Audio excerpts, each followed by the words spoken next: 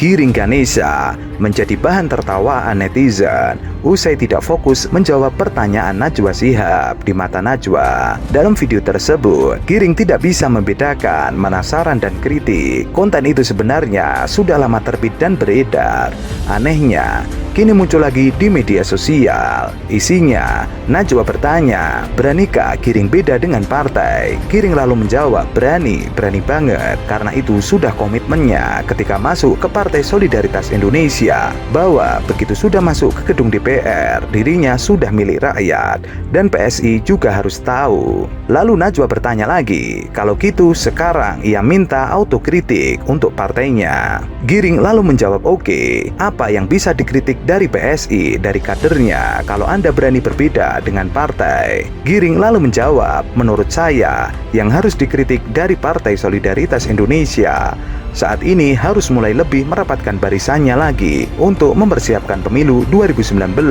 Lalu Najwa berkomentar, itu saran bukan kritik. Giring dan penonton pun tertawa. Terlihat wajah Giring langsung berubah saat ditegur oleh Najwa. Akhirnya Giring tidak bisa menjawab, dipikirkan dulu. Lalu ia lempar pertanyaan ke narasumber lainnya.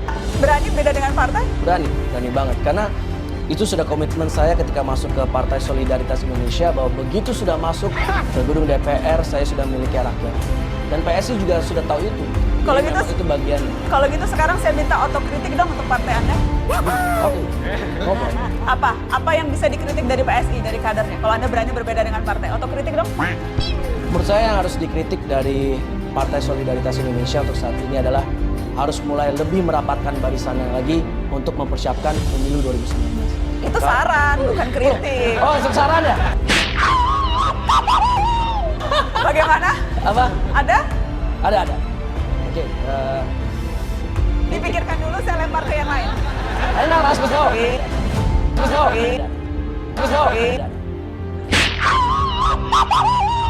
Ayo nang, ras besok.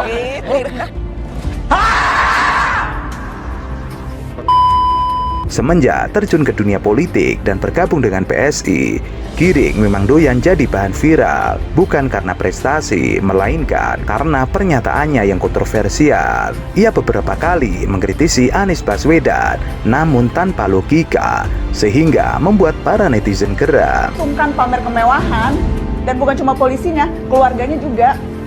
Ada istri Kapolres yang gak malu tuh pamer foto di Instagram lagi naik sepeda harganya 300 juta gitu. Oh. Dan akhirnya rame juga gara-gara konferensi pers kasus Sambo, salah satu petinggi Polri-nya itu tampil dengan baju mewah.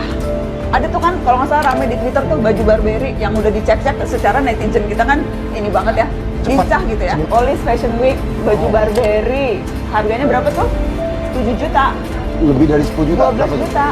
12 juta harganya. Terus habis itu dicek lagi jamnya, katanya harganya juga ratusan juta. Dicek lagi, wah cincinnya batu safir, harganya udah miliaran dan sebagainya. Harusnya Mbak Nana tuh bilang oknum kayak saya nih.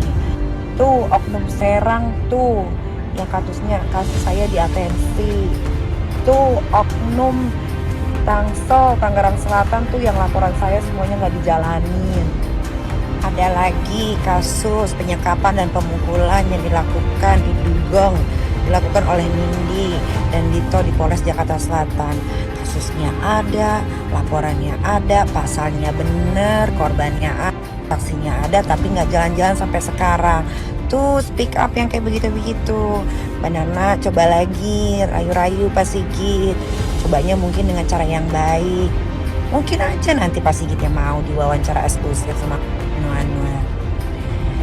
Ya Mbak Nana, Metro TV udah enak, pakai keluar. Lagian ngapain sih pakai minta-minta jabatan? Udah bener, waktu itu aku ngefans loh sama kamu. Sekarang kamu jadi berbeda. Karena kamu udah nggak netral lagi sekarang. Kamu tuh up netral Mbak. Gak boleh begitu. Kamu tuh smart. Suara kamu tuh didengar. Jangan suka memprovokasi dengan bahasa-bahasa smart kamu. Udah tahu netizen Indonesia ini banyak yang sulit hidupnya. Banyak yang terguncang karena COVID. Akhirnya tidak punya pekerjaan, banyak pengangguran. Paling gampang diisi otaknya tuh sama bahasa-bahasa yang kayak begitu.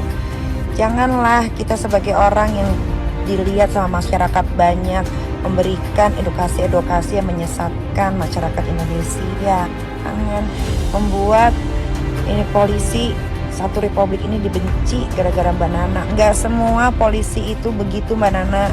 Teman-teman, hari-hari ini di tengah tsunami informasi dan virus dusta yang meracuni udara, saya percaya salah satu tugas jurnalisme adalah menggaungkan suara publik.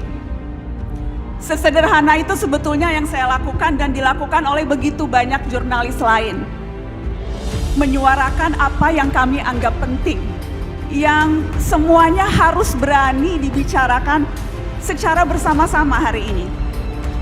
Dan dalam upaya untuk membicarakan kebenaran, selalu ada usaha untuk merobohkan nyali lewat intimidasi, beragam intimidasi, macam-macam bentuk intimidasinya. Tapi tujuannya selalu satu, membangun rasa ngeri, menakut-nakuti supaya kita berhenti. Dan siapapun bisa mengalami itu, termasuk teman-teman yang hadir malam ini di sini, teman-teman yang berdiri di panggung ini. Teman-teman adalah kelompok orang-orang yang begitu mudah dicintai karena populer, karena karya, dan juga karena tindakan sehari-hari yang menginspirasi. Dan inspiratif sebetulnya itu artinya punya daya tular. Karenanya mari rapatkan barisan teman-teman. Mari saling menularkan nyali, memperjuangkan nilai integritas, toleransi, pentingnya partisipasi, nilai-nilai yang kita percaya sama-sama di narasi. Supaya selalu ada orang-orang di luar sana yang juga menolak berhenti dan terus berani. Perseteruan antara Nikita Mirzani dan Najwa Shihab masih terus berlanjut. Hal tersebut membuat Nikita Mirzani terus meradang. Pasalnya, Najwa Shihab hanya menganggapnya angin lalu. Namun kali ini, Nikita menyindir penghargaan yang didapat oleh presenter jurnalis itu. Nikita beralasan bahwa penghargaan public figure inspiratif yang diterima Najwa Shihab adalah penghargaan rekayasa yang sudah disiapkan dadakan oleh pihak penyelenggara. Makanya program kamu di-drop, di-cut. Ingat ya, di-drop, di-cut itu berarti diberhentikan. Karena apa? Coba kamu pikir sendiri, kan kamu yang tahu kenapa program kamu di-cut dan akhirnya kamu beralih ke YouTube. Capek deh. Banana. Tuh pengikut kamu tolong ajarin biar makin pinter. Kan Sambo kamu urusin, Sambo udah diurus tuh sama pihak kepolisian. Buktinya ditolak tuh dia kasasinya atau apanya. Gue nggak ngikutin, soalnya gue nggak kenal Sambo yang kenal sama gue. Kan gue Nikita Mirzani meyakini bahwasannya ini adalah buntut dari pihak MNC Group yang artis sensasional itu blacklist. Nikita tidak akan pernah muncul dalam stasiun TV di bawah naungan MNC Group tersebut. Ia memblacklist diri sendiri untuk tidak tampil di 3 stasiun TV di bawah naungan grup tersebut. Nikita percaya penghargaan yang diterima Nana itu merupakan rekayasa dadakan yang telah dirancang oleh pihak stasiun TV selaku penyelenggara acara dan merupakan salah satu bagian dari MNC Group. Dalam videonya, Nikita menyindir Najwa, tapi award itu dibikin dadakan untuk Mbak Nana, tapi tetap saya harus bilang selamat walaupun Mbak Nana menang di stasiun TV MNC Group yang saya blacklist. Ingat ya, yang saya blacklist bukan saya yang di blacklist. Berarti itu konspirasi kan sengaja supaya seru aja gitu Indonesia.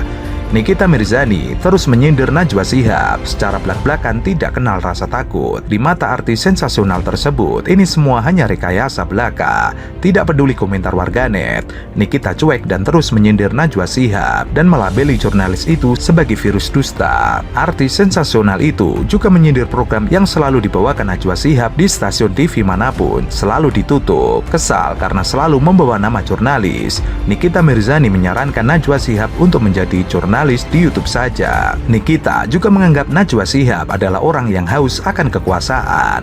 Nampaknya perseteruan masih akan terus berlanjut. Setelah melihat video unggahan Nikita Mirzani menyindir Najwa Shihab, warganet pun murka dan menyerang balik Nikita Mirzani. MNC yang saya blacklist lah nggak kebalik itu. Dia sudah pernah dapat penghargaan apa?